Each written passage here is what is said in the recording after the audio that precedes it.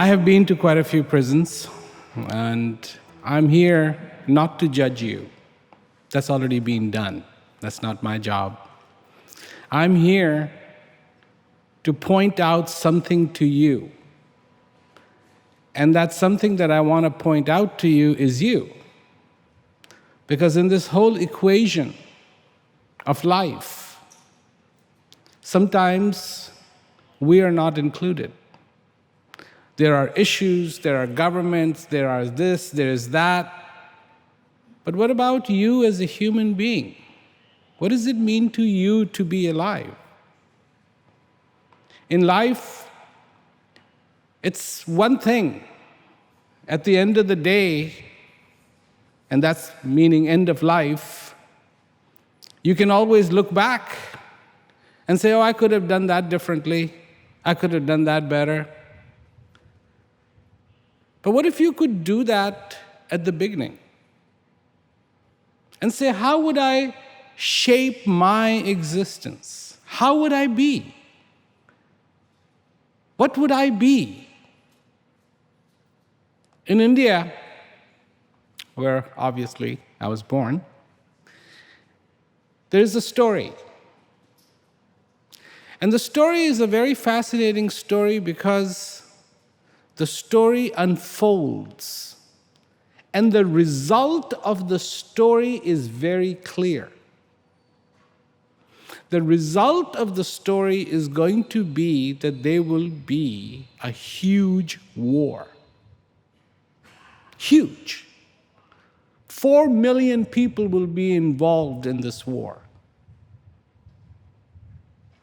And it is playing out how this war is going to happen. This war is for the good to win over the bad, the good to win over the evil. There is a princess involved in this story, and she is the reason, one of the reasons, in fact, why this war will be fought. So you can see that the war hasn't happened yet, but it's going to, it's imminent. And there are reasons for this war. And one day, while she's still quite young, she hears that a very wise man has come to her town. So everybody encourages her to go and see him, see if she can learn something from him. She goes to see this wise man. In fact, this wise man is the man who happens to be writing this story. Very, very convoluted in that sense, but very simple. And he looks at her and he says, I know who you are. You are the reason why there is going to be a calamity. You are the reason why there is going to be a war. And millions of people will be killed. And she goes, I don't want that to happen. I don't want to be the reason why so many people would die. Can't I do something to change this?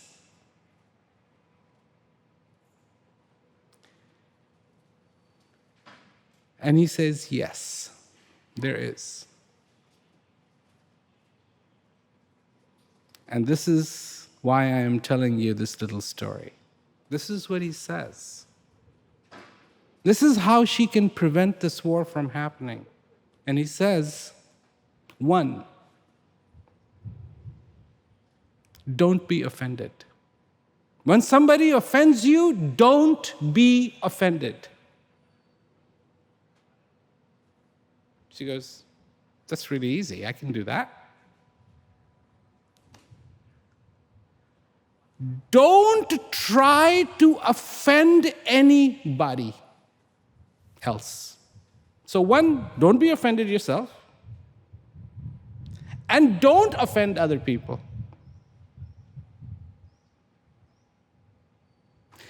And if you are offended by other people,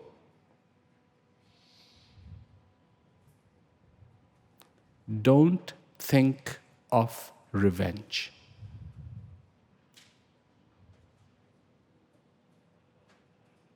So don't get offended, don't offend other people, and if you do get offended, don't try to take revenge. She goes, done. I can do this. Actually, what happened in the story is she offended somebody.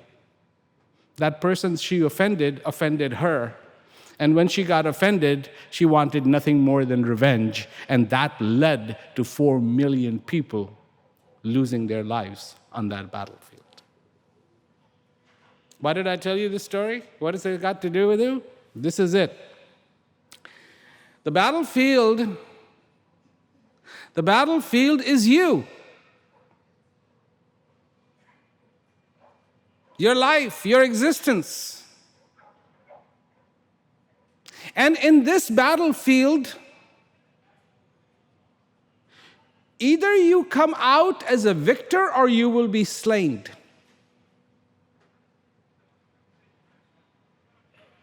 And for this war not to happen, you cannot be offended. Don't offend anyone else. And if you are offended, don't take revenge. Because that is the start of that war. You are more than you realize. You are the gift. You have been told, no, the gift will come from somewhere else. Somebody else is going to come and save you. You heard that. You didn't question it. You agreed with it. You memorized it. And in your life, you went along, somebody is going to come and save me. Somebody is going to come and save me. And in that time, more confused and more confused and more confused a human being becomes. Because this is a battlefield. Remember now, this is a battlefield. And what you are battling with is not only your ideas, but other people's ideas. Not only your expectations, but other people's expectations of you. We need to know ourselves. Why? And what does it mean to know yourself? Your name? No. Your likes, your dislikes? No. What you need to know about yourself is your strength, courage. Have you heard about the heart? What the heart is? What does it mean? What is a heart? Then heart is the place where the courage of a human being resides. Heart is the place where the clarity of the human being resides. Heart is the place, indeed, where the divine resides. And I don't mean that religiously. That power that pulses through everything is also pulsing through you. That which is making the earth suspend in this universe, that has got this earth spinning. No poles, no nets, no fishing lines, no strings, suspended. With the universe that goes beyond 10 billion light years. We don't know the edge of the universe, and the reason why we don't know the edge of the universe is because the light is still traveling. Still coming. There is no up, there is no down. It's everywhere. Everywhere. And there, that same energy is pulsing through you. Life. That's who you are. Your understanding, that's who you are. And that's about knowing yourself, your strengths. And that's what constitutes this life. What did you hear when you first came to this facility? Not here, between these two. It's over. Who said it's over? Where did that come from? From you? You're still alive. Not only are you alive, but hopefully through Peace Education Program, you have learned that you still have a life and you still get to forge it.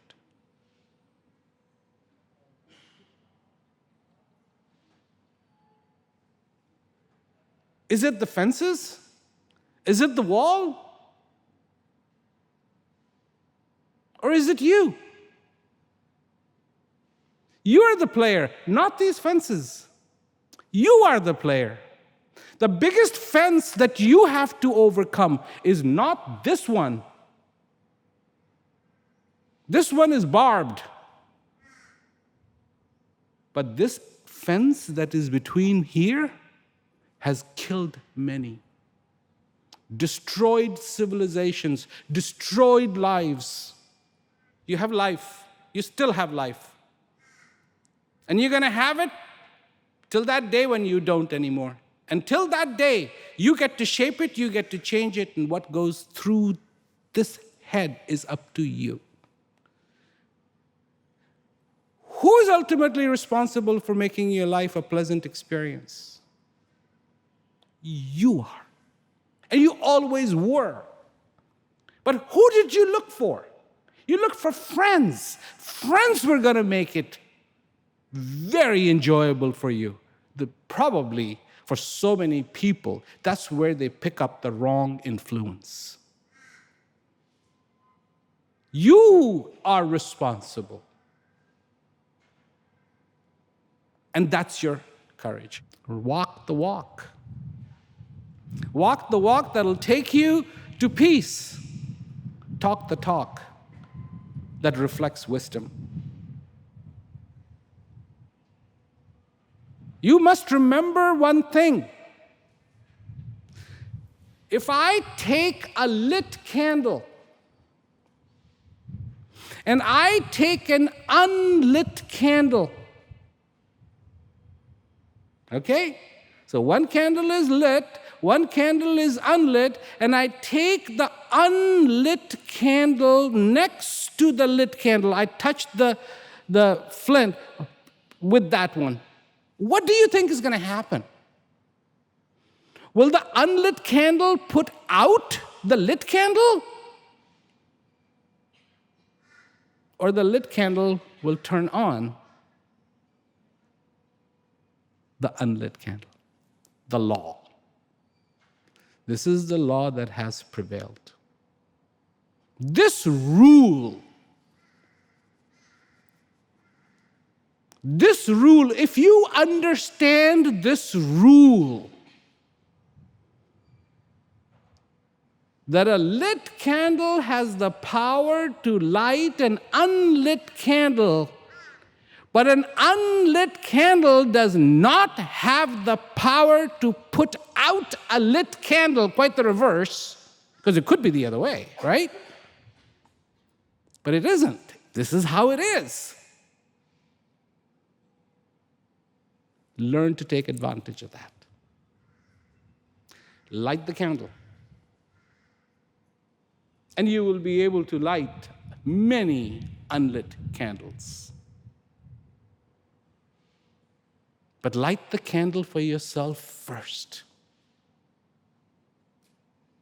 It's a great law. It's a great rule. This is what gives you hope. That means that if you have a lit candle, you never have to be an unlit candle. Ever. Ever. Ever.